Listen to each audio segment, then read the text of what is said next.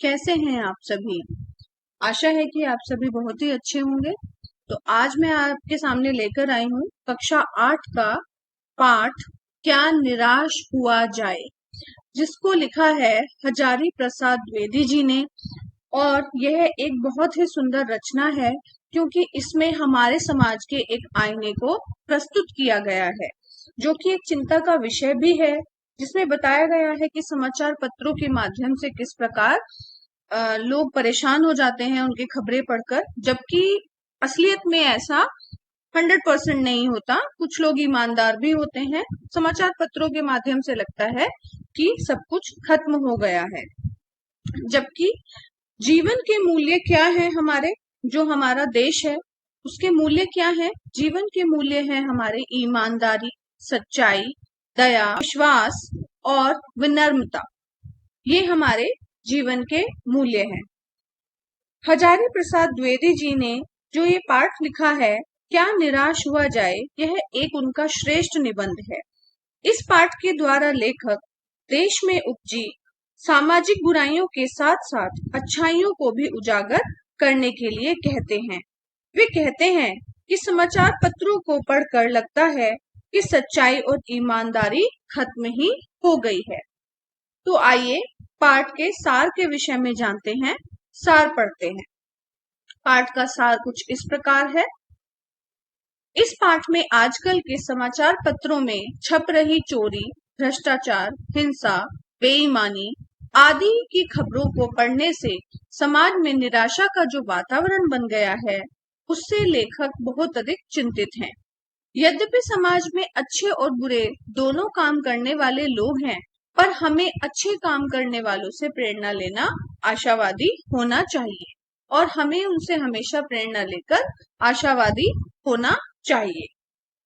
जब लेखक आजकल के समाचार पत्रों को देखता है तो उसे ठगी, डकैती, तस्करी, चोरी और भ्रष्टाचार के समाचारों की बहुलता होती है, जिसे देखकर उसका मन दुखी हो जाता है। इसमें एक दूसरे पर आरोप प्रत्यारोप किया रहता है। इसे देखकर तो यही लगता है कि देश में कोई ईमानदार रह ही नहीं गया है।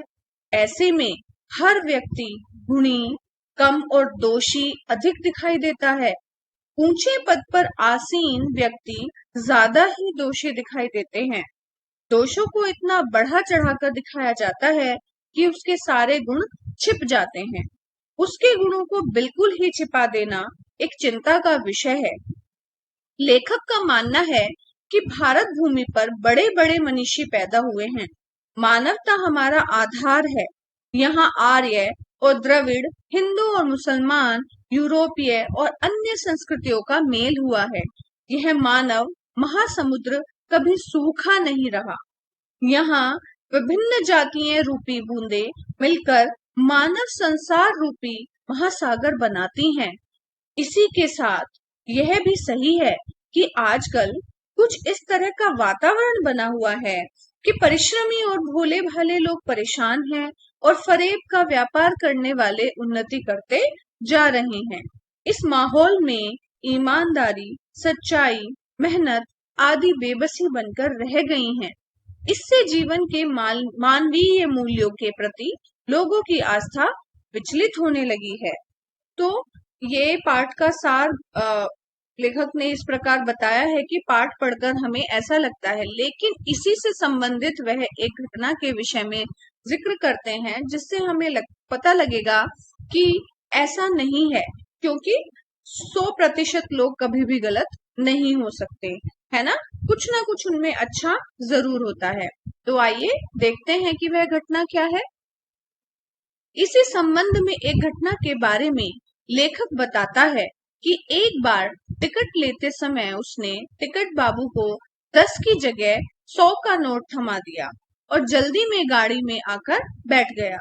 कुछ देर बाद वह टिकट बाबू 90 रुपए लिए डिब्बे में आया और लेखक को पहचान कर 90 रुपए दे दिए।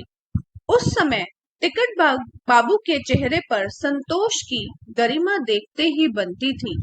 दूसरी घटना के अनुसार लेखक सपरिवार बस में कुछ खराबी थी, जिससे वह रुक रुक कर चल रही थी।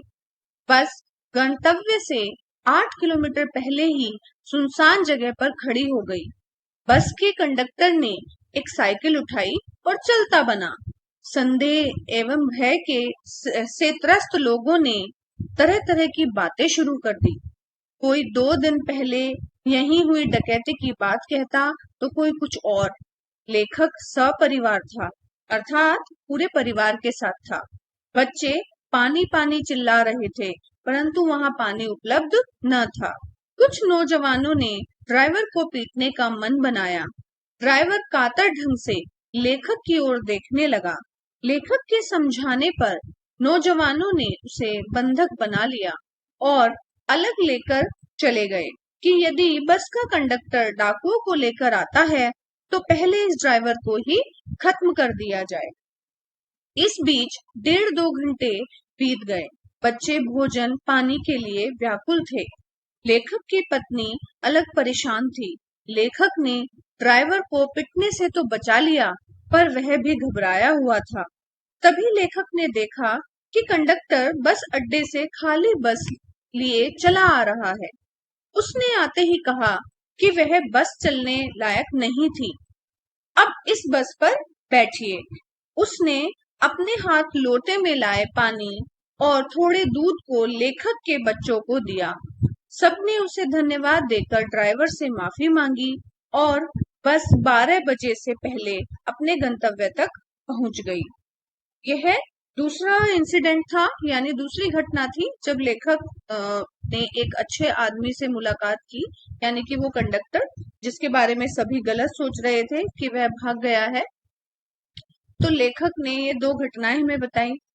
अब आगे देखते हैं। लेखक कई बार ठगी और धोखे का शिकार हुआ है, पर उसके साथ विश्वासघात कम ही हुआ है। उसका मानना है कि कष्टकर चीजों का हिसाब रख उसका मानना है कि कष्टकर चीजों का हिसाब रखने से जीवन कष्टकर हो जाएगा। कई बार लोगों ने अकारण उसकी सहायता भी की है, निराश मन को दिलासा और हिम्मत प्रदान की है। रविंद्रनाथ ने ईश्वर से प्रार्थना करते हुए लिखा है कि यदि केवल धोखा खाना पड़े या नुकसान उठाना पड़े तो भी हे प्रभु इतनी शक्ति देना कि मैं तुम्हारे ऊपर संदेह न करूं। अंत में लेखक कहता है कि मनुष्य की बनाई नीतियां यदि आज गलत हो रही हैं तो उन्हें बदलने की जरूरत है। अब भी आशा है कि ज्योति बुझी नहीं है। हमारे उन्नति और विकास के रास्ते अब भी खुले हुए हैं। अतः मानव को निराश होने की आवश्यकता नहीं है, अर्थात हमें किसी भी परिस्थिति में निराश नहीं होना चाहिए। हमें हमेशा ही एक आशा की किरण के रूप में आगे बढ़ना चाहिए, दूसरों को भी रोशनी दिखानी चाहिए और स्वयं भी अपनी सफलताओं और असफलताओं को लेकर आगे बढ़ना चाहिए, अर्थात अच्छाई और बुराई में से अच्छाई को देखने का प्रयास करते रहना चाहिए। अंत में मैं बस इतना ही कहना चाहूंगी कि जो संस्कार भी हमें अपने परिवार से मिले हैं उनको हमेशा ही अपने पास रखना चाहिए। और जैसा कि लेखक ने हमें इस पाठ के माध्यम से अवगत कराया कि ऐसा नहीं है कि यदि हम एक व्यक्ति हमारी जिंदगी में कोई हमारे साथ गलत करता है तो हमें ऐसा नहीं सोचना चाहिए कि सभी गलत होते हैं, यानी कि हमें हमेशा भरोसा रखना चाहिए और खुद ही अपने आप ही सच्चाई के रास्ते पर चलते रहना चाहिए। मुझे उम्मीद है कि आप सभी को ये सार समझ में आया होगा, इस पाठ के विषय में समझ में आया होगा। आगे हम इसके प्रश्न उत्तर करेंगे। धन्यवाद।